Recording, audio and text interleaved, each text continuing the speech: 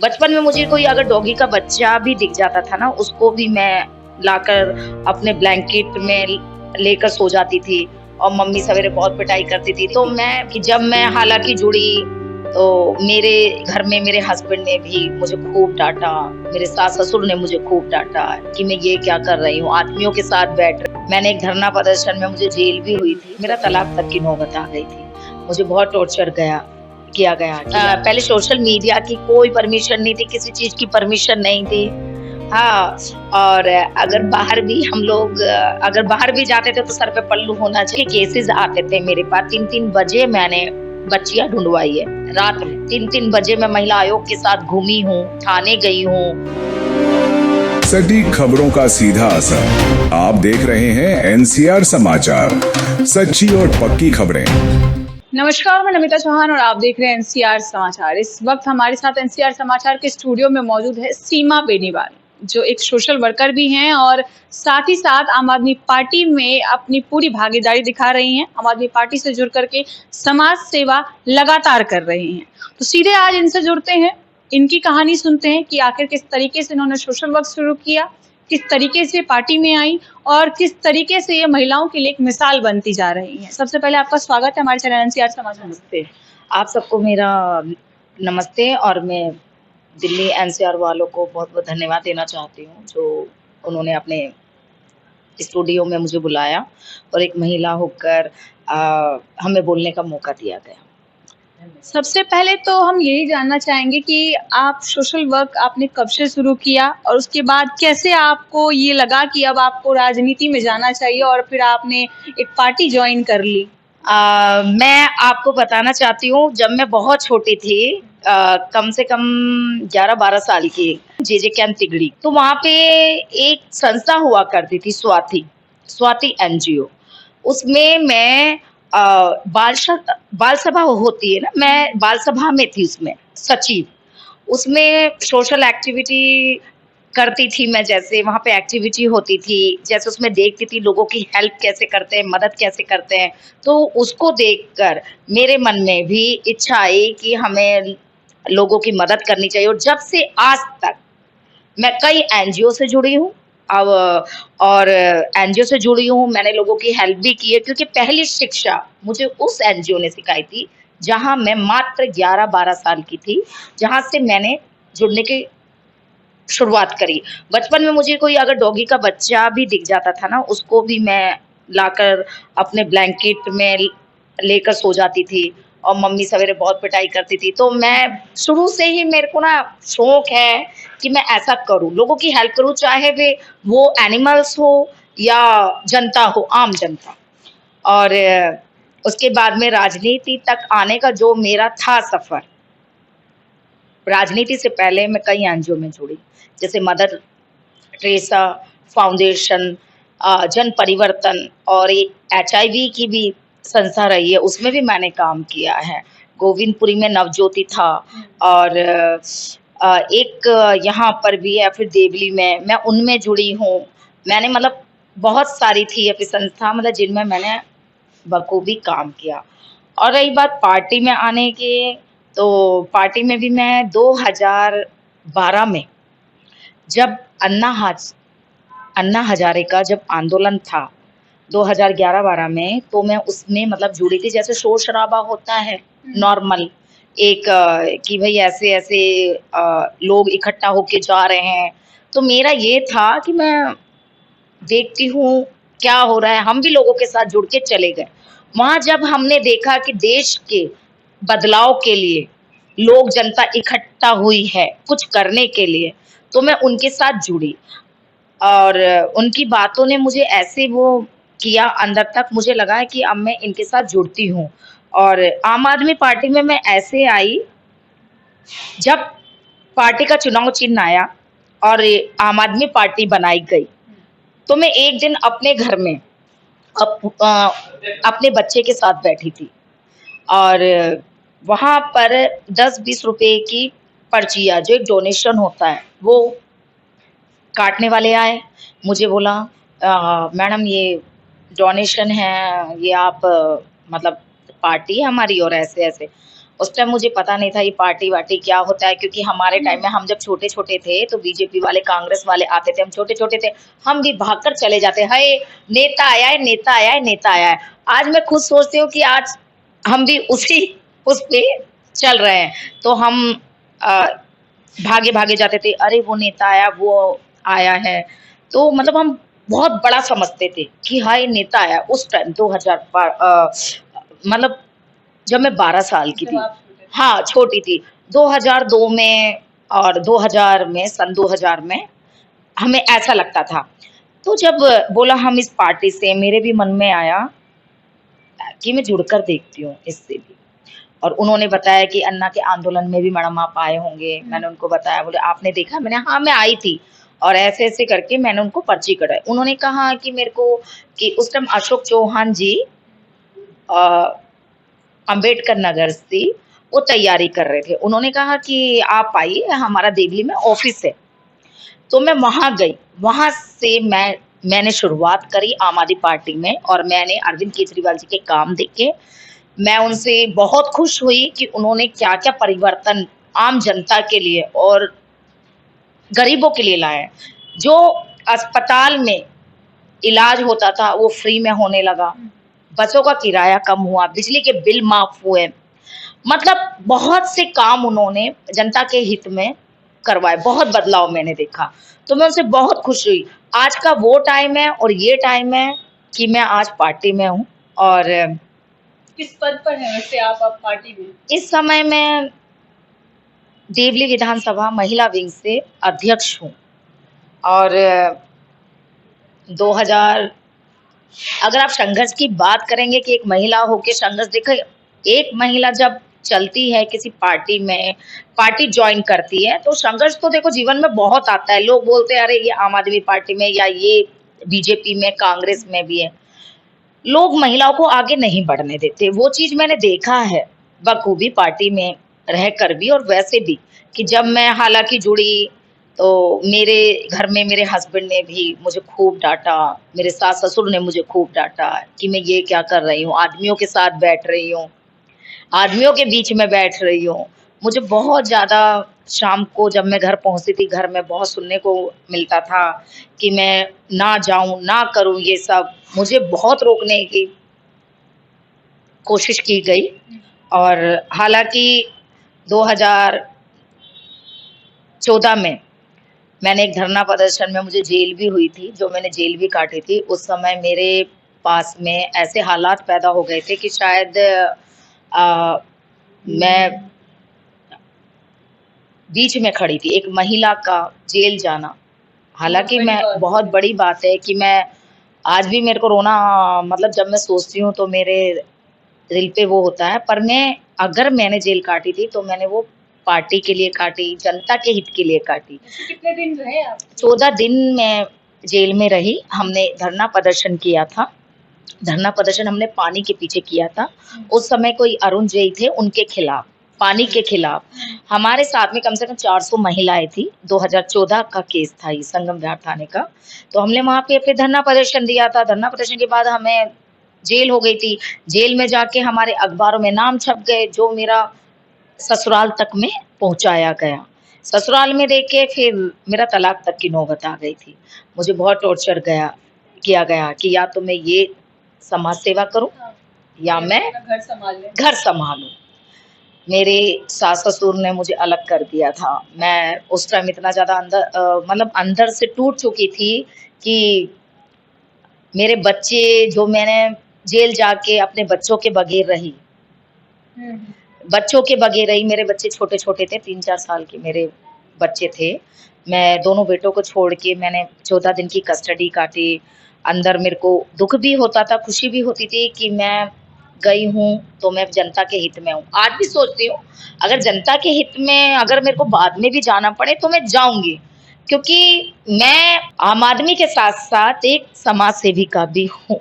मेरा अपना खुद का एक एनजीओ है, नागरिक सहयोगी संगठन। तो मैं एक समाज सेविका भी हूँ, जमीनी स्तर पे मैं काम करती हूँ। और संघर्ष तो देखो महिलाओं में लिखा हुआ है शुरू से, कि एक महिला ने अगर जन्म लिया है तो उसे बहुत ज्यादा समाज से, लोगों से, परिवार से, सबसे सुनना पड़ेगा और हमें सुनना पड़ता है, अभी भी सुनना पड़ता है, पर फिर भी हम आगे बढ़ रही हैं। और मैं आगे जो महिलाएं हैं उन्हें भी यही बोलना चाहती हूँ कि देखिए, जीवन आपको एक बार मिला है, ये जीवन बार बार नहीं मिलेगा हमें। आप अच्छा जो भी कर सको आप करो, लोगों के हित में, भगवान देख रहा है। मेरे साथ में जो हुआ बहुत कठिनाइयाँ, ठीक है, मैंने अपना परिवार बाद में मैंने संभाला, सबको लगा कि हाँ मैं अब अच्छा कर रही हूँ, फिर परिवार ने मुझे सपोर्ट करा। अभी क्या है परिवार की स्थिति, मतलब क्या अभी भी कुछ ऐसी चीजें हैं जो आपको सुनने को मिलती है, क्योंकि अब तो आप महिला विंग की अध्यक्ष भी हैं, तो अब तो पोस्ट बढ़ गई है। हाँ। तो क्या परिवार का रिएक्शन पहले की तरह है, या अब वो कहते कि हाँ ठीक है, आप जब चाहो, जहाँ चाहो, जिसके साथ चाहो जा सकते हो, उठ बैठ सकते हो? पहले तो फेसबुक भी हमें चलाने नहीं दिया था। अच्छा। पहले सोशल मीडिया की कोई परमिशन नहीं थी, किसी चीज की परमिशन नहीं थी। हाँ, और अगर बाहर भी हम लोग अगर बाहर भी जाते थे तो सर पे पल्लू होना चाहिए। अब कोई भी कुछ नहीं बोलता। जब से देखा है ना कि हाँ मैं अच्छे-अच्छे काम कर रही हूँ, लोगों के हित में, महिलाओं को अगर रोज़गार देने वाली बात आती है वो भी मैं कर रही हूँ, तो अब परिवार का इतना सपोर्ट है। और आज मैं कहती हूँ हाँ, आज जो मैं इतना आगे हूँ सिर्फ़ अपने परिवार की वजह से हूँ। आज परिवार वाले कुछ नहीं बोलते हैं, क्योंकि बोलते हैं ना कि मैंने अपनी हिम्मत नहीं हारी, मैंने अपनी हिम्मत नहीं हारी है, मैंने किया है, झेल कर सब कुछ, लोगों के ताने सहकर मैं आगे बढ़ी हूँ। और आपको फिर मैं उससे ज़्यादा तो मैं नहीं बोल सकती कुछ भी, क्योंकि आप खुद एक महिला हैं, आप समझ सकते हैं हर चीज़ है कि बाद में जब इंसान अगर तरक्की करता है और तो परिवार का उसको खुद सपोर्ट मिलता है, उनको खुद दिखता है हाँ ये अच्छा कर रहा है। उन्होंने देखा हाँ कि ये हार नहीं मान रही है और ये करती जा रही है, अच्छा कर रही है, अच्छा कर रही है। कई एनजीओ से जुड़ी महिलाओं के केसेस, बच्चियों के केसेस आते थे मेरे पास। 3-3 बजे मैंने बच्चियाँ ढूँढवाई है रात में। 3-3 बजे मैं महिला आयोग के साथ घूमी हूँ, थाने गई हूँ, नेपाल से मेरे पास केस आ रहे हैं, दूर-दूर से मेरे पास केस आ रहे हैं, आज भी मेरे पास ऑनलाइन केस आते हैं। तो मैं हैंडल करती हूँ, तो परिवार को दिखता है हाँ ये बहुत अच्छा कर रही है। अब मैं अगर 3 बजे भी घर आऊँ ना, कोई बंदिश नहीं है। अच्छा, वैसे कितनी महिलाएं हैं अभी जो आपके साथ में काम कर रही हैं? मेरे साथ इस टाइम इस समय 300 के लगभग महिलाएं हैं जो मेरे साथ काम कर रही हैं, जिनको मैंने रोजगार भी दिया है। और अब तो हर साल दीपावली में मेरे साथ में मेरा हैंडमेड का काम है, कैंडल्स वगैरह, तो मैं सेंटेड कैंडल बनवाती हूँ। और जैसे विडो महिला हो गई और जिनके हस्बैंड नहीं कुछ करते और बेसहारा औरत हो गई, मैं उन्हें रोजगार देती हूँ, क्योंकि हर महिला को हक है कि वो अपना त्योहार हंसी खुशी मना सके, अपने परिवार का लालन पोषण कर सके, क्योंकि त्योहार पे सबका हक है। त्योहार सबके लिए होता है। मैं नहीं चाहती कि कोई भी गरीब के घर दिया ना जले। तो मैं उन महिलाओं को कैंडल सिखाती हूँ, हैंडमेड प्रोडक्ट सिखाती हूँ, तो वो कैंडल्स बनाती हैं, फिर उन्हें मैं सेल करवाती हूँ। और आज के समय में आप देखना चाहेंगे कि आज के समय में ऐसी-ऐसी महिलाएं हैं, झुग्गी, बस्ती, हर जगह, कि उनके हाथ में एक हुनर है, जो वो हर किसी को नहीं दिखा सकती। वो हुनर ऐसा हुनर है कि उन्हें खुद नहीं पता कि इसकी कीमत कितनी है।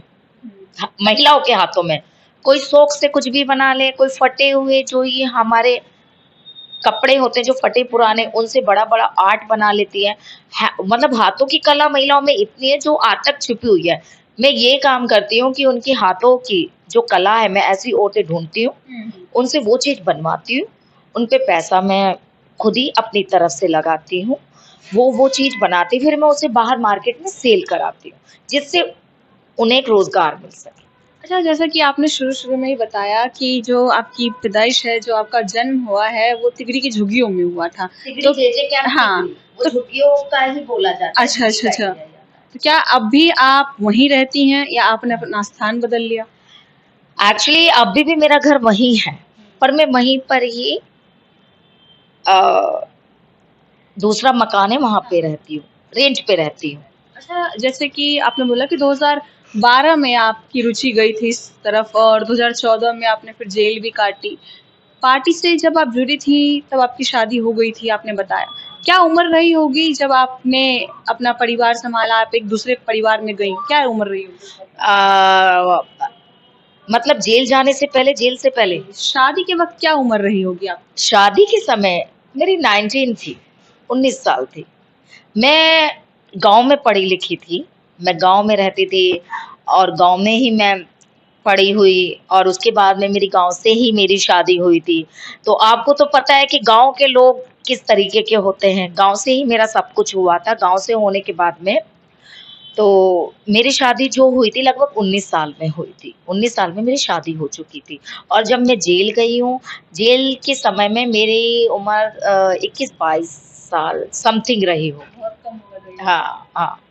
अच्छा, अभी जो विधानसभा के चुनाव गए हैं 2025 में, उसमें ये भी सुनने में आया था कि सीमा बेनीवाल को आम आदमी पार्टी विधानसभा का टिकट दे रही है। सुनने में तो हर बार आता है और देखिए बात अटकती कहाँ है? पता नहीं। और रही बात, देखिए जब पार्टी को, ये पार्टी के ऊपर है, हम पार्टी के साथ है। पार्टी को अगर लगता है कि सीमा इस लायक है, सीमा कर सकती है, तो पार्टी अगर देगी तो मैं बखूबी और मैं चाहूँगी कि जो मैं इस समय काम कर रही हूँ, मैं एक पद पे रह के अच्छे तरीके से और करूँ। तो इस बात को तो देखिए अफवाहें होती है, सो बातें होती हैं। तो हाँ, ये है कि हर किसी का एक होता है मन में कि हाँ, हम भी जो काम हम आज इस तरीके से कर रहे हैं, एक पद पे रह के हम अच्छा करें। अगर मुझे आगे चल के ऐसा कोई मौका मिलता है तो मैं पूरी दिल से, निष्ठा से, पूरी ईमानदारी से मैं अपना फर्ज ज़रूर निभाऊँगी जनता के लिए और मुझे बहुत खुशी है इससे। मतलब आप चाहती हैं कि पार्टी आपको एक अच्छा पद दे। मान लेते हैं अगर आम आदमी पार्टी ने ऐसा ख्याल अपने दिमाग में नहीं लाया, तो अगर कोई और पार्टी जो आपको देख रही हो, सुन रही हो, जो आपको एब्ज़ॉर्ब कर रही हो, अगर वो सोचे कि सीमा बेनीवाल को हमारी पार्टी में आ जाना चाहिए, हम उन्हें एक अच्छा पद दे सकते हैं, क्या आप उस पार्टी को छोड़ना चाहेंगी जिसमें आप सालों से, जिसके लिए आप जेल तक पहुँच गई? बिल्कुल नहीं। मैं बिल्कुल नहीं छोड़ सकती आम आदमी पार्टी, क्योंकि आम आदमी पार्टी मेरा एक सीढ़ी थी। वो कहते ना इंसान को कि सीढ़ी को कभी नहीं छोड़ना चाहिए, वो मेरी एक सीढ़ी थी। मुझे वो आज भी परिवार लगता है। कहते मैं एक औरत अपना परिवार छोड़ के नहीं, मेरे दिल में कभी ऐसा नहीं है मैं आम आदमी पार्टी छोड़ूं। और आज भी मैं यही सोचती हूँ, अगर पार्टी मुझे चुने ना चुने, मैं पार्टी छोड़ के कहीं नहीं जा सकती, क्योंकि वो एक मेरा परिवार है और मुझे एक परिवार मिला है। और अगर मैं दूसरी पार्टी में अगर जाती भी हूँ, जो परिवार मुझे इतने साल पुराना मिला है, मैंने जिसके लिए संघर्ष किया है, वो परिवार में वहाँ पर वो नहीं मिल सकता मुझे कुल मिलाकर। देखिए, कई सालों का संघर्ष है और जेल तक के दिन इन्होंने देखे हैं। बहुत कुछ सुना है, परिवार से विरोध भी सहा है और तब जाकर के आज ये यहाँ पर पहुँच पाई हैं। आसान नहीं होता एक महिला के लिए अपने परिवार से लड़कर आगे जाना, अपने ससुराल से, अपने पति से लड़कर, उनकी बातें सुनकर, अलग रहकर आगे बढ़ना और महिलाओं की मदद करना, समाज के लिए कुछ करने की सोचना बहुत मुश्किल होता है। क्योंकि जब एक लड़की शादी करके दूसरे परिवार में जाती है तो उसकी जिम्मेदारी पहले से और कहीं ज़्यादा बढ़ जाती है और ऐसे में बहुत कुछ हो सकता है। उस लड़की का घर तबाह हो सकता है, उसकी ज़िंदगी बर्बाद हो सकती है और इतना सब रिस्क लेने के बावजूद भी इन्होंने समाज की सोची, अन्य महिलाओं की सोची, उन महिलाओं की सोची जिनको आज ये रोज़गार दे पा रही हैं। 300 करीब महिलाएं आज इनके साथ में काम कर पा रही हैं। कहीं ना कहीं सीमा बेनीवाल एक मिसाल बन रही हैं समाज के लिए, उन महिलाओं के लिए जो आज भी अपने ससुराल के तानों में उलझकर अपने घर में रह जाती हैं और बाहर नहीं निकल पाती है, ना अपने लिए कुछ कर पाती है, ना अपने बच्चों के लिए, ना अपने परिवार के लिए। उम्मीद यही है कि आज की ये कहानी आपको अच्छी लगी हो और आज की इस कहानी से आप इंस्पायर हुए हो। आगे एक और कहानी लेकर मैं जल्द आऊंगी, तब तक बने रहे हमारे चैनल एनसीआर समाचार पर। मैं आपके साथ नमिता चौहान।